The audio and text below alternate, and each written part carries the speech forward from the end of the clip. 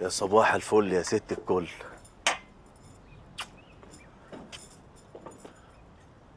انا عارف انك واخده على خاطرك مني، بس والله ما يمنعنيش عنك غير الشديد القوي. يا سلام. ده انا ما اعرفش اعيش من غير دعاك يا حاجه. طب اقسم بالله ما انا ماشي من هنا غير لما تدعي لي. ماشي، ربنا يرضيك. ربنا ما يحرمني من رضاك عني يا حاجه. انا بس اللي كان حيشني ان انا عندي شويه شغل كده، اصل هنزل صنفين جداد وقلت انت اللي تسميهم. ماشي، هسميهم ورد وفل. الصلاه على النبي، ايه الابداع ده؟ اعتمدنا بامر الله. ربنا ما يحرمني من رضاك يا حاجه. بالاذن يا حاجه. حجاج، اوامر ست الكل. انا امبارح رحت للدكتور. طمنيني، قال لك ايه؟ قال لي انه ينفع. يا فرج الله، ده احلى خبر سمعته في حياتي. اخيرا. ده احنا كنا مدفونين بالحياه يا حاجه. وعندي لك كمان مفاجأة. قول يا حاجه.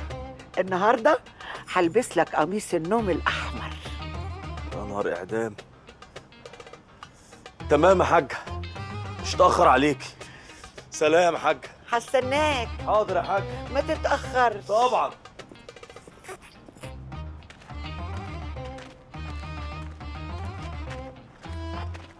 لا مؤاخذة كوكب الشر، عندي لك خبر مش عاطفي. ناير، قول انت كمان، ما المشرحه ناقصها قتيل عشان تقفل خالص. ابو السلاطين اخوك في المستشفى. سليمان عمل له حاجه؟ لا ما يقدرش يا معلم، هي محاولة انتحار فاشلة بس. انا مش عارف الواد ده اخويا ازاي. ده احنا عيله القط عمرنا ما بنخلف فيران. ربنا يستر علينا يا معلم بقى.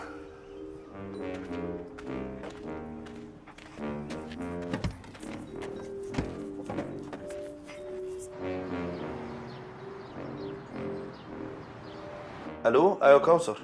مين معايا؟ انا عماد صاحب سلطان. انت بتهزري؟ انت بجد مش مسجله رقمي؟ انا هسجل رقمك ليه؟ انت مين انت اصلا؟ عايز ايه مني دلوقتي؟ لا الحقينا يا كوثر، سلطان انتحر. ايه؟ لا اهدي، لا هو كويس دلوقتي، انا انقذته. بس هو يعني تعبان شويه. طب هو فين دلوقتي ولا بيعمل ايه؟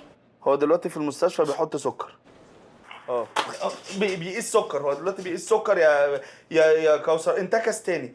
الحقينا بسرعه يا كوثر. هو عمال يقول هاتوا لي كوثر قبل ما اموت. طب بصي، هبعت لك دلوقتي لوكيشن المستشفى على الواتساب، ما تتاخريش.